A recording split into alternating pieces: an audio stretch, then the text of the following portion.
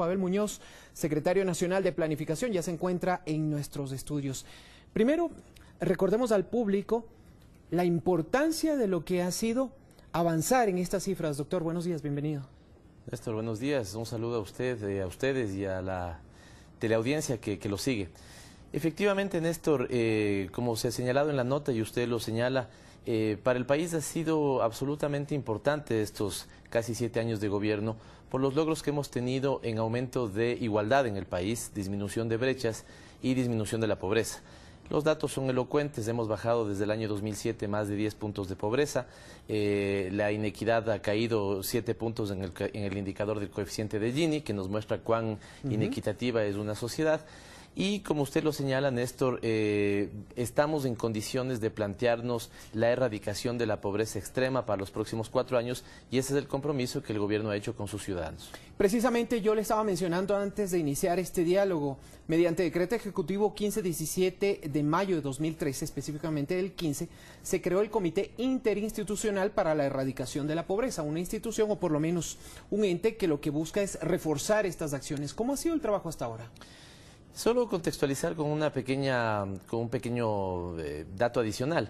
Y es que una vez que hemos nosotros aprobado el nuevo Plan para el Buen Vivir que rige el periodo 2013-2017, nos hemos planteado 2 prioridades máximas. Y estas tienen que ver con erradicar la pobreza y cambiar la matriz productiva.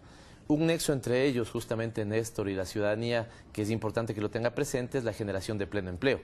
Para eso el gobierno, al inicio de este tercer periodo, tomó la decisión de hacer un conjunto de ajustes, de ajustes institucionales, cambios institucionales.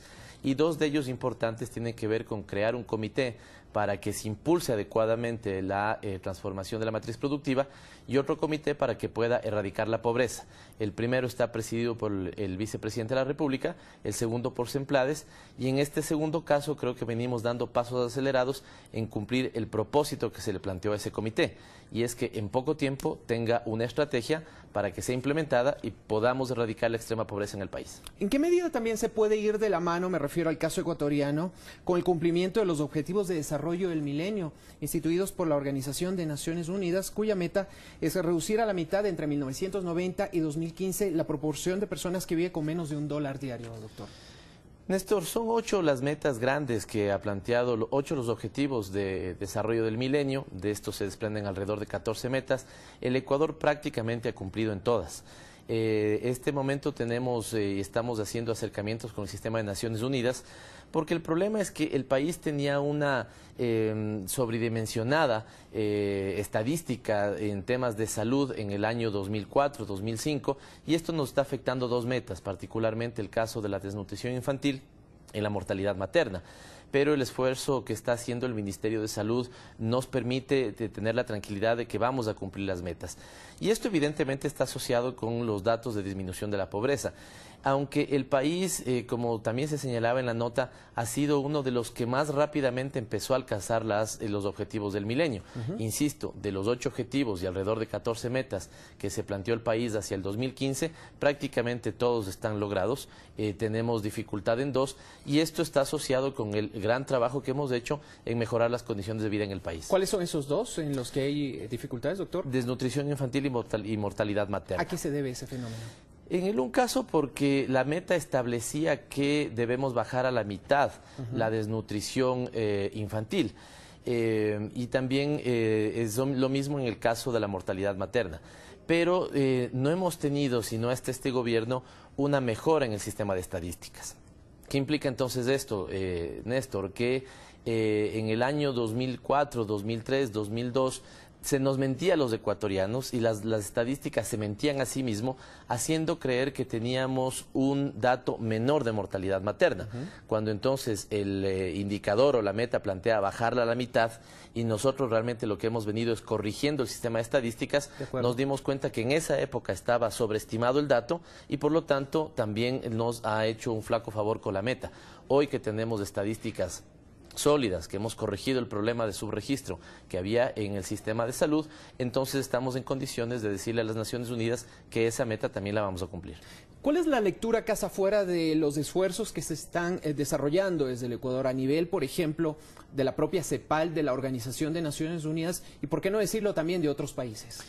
Extremadamente positiva, Néstor. Déjeme hacer referencia a al menos unos 3 estudios internacionales, no son estudios del país, son de organismos externos, que evalúan tremendamente positiva la gestión del gobierno nacional.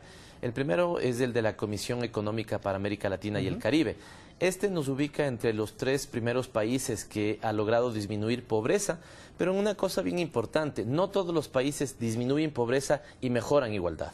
El Ecuador lo ha hecho y de hecho la CEPAL reconoce que somos el país que más rápidamente ha disminuido brechas sociales.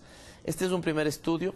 Un segundo estudio es uno del Banco Mundial. Fíjese que incluso nosotros que no tenemos un diálogo extremadamente fluido con el Banco Mundial, no tiene empacho esta entidad en reconocer los logros del país en movilidad social. Es importantísimo esto para la ciudadanía. En 7 años de gobierno hemos tenido movilidad ascendente, es decir, la sociedad ecuatoriana ha escalonado, ha subido peldaños sociales. 51 de cada 100 ecuatorianos han mejorado su condición de vida. 20 de esos 51 han pasado de un segmento de vulnerabilidad a clase media. Y 30 de esos 51 ecuatorianos han pasado de pobreza a un segmento de vulnerabilidad.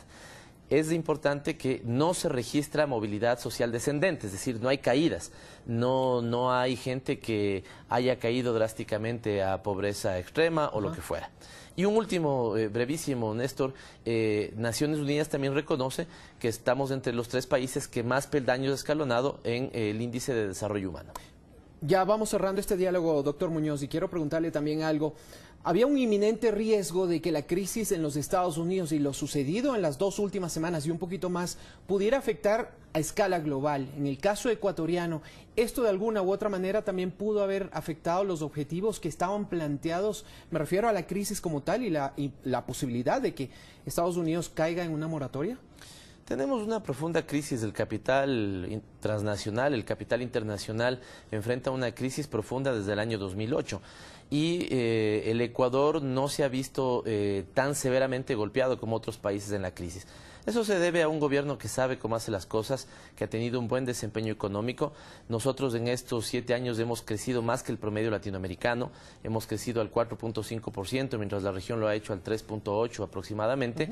Y esto significa que las medidas de política económica activa que ha tenido el gobierno han salido primero de la ortodoxia neoliberal. Esto que nos decían los neoliberales en su momento, que no había que intervenir en la economía, que había que tener una inversión pública baja, nosotros hemos hecho todo lo contrario y nos ha ido bastante bien. Así que el capital que viene en crisis desde el año 2008 efectivamente genera circunstancias problemáticas al conjunto de países, pero creo que el país lo ha sabido sortear bastante bien. Doctor, muchísimas gracias, éxitos. A usted, Néstor, siempre.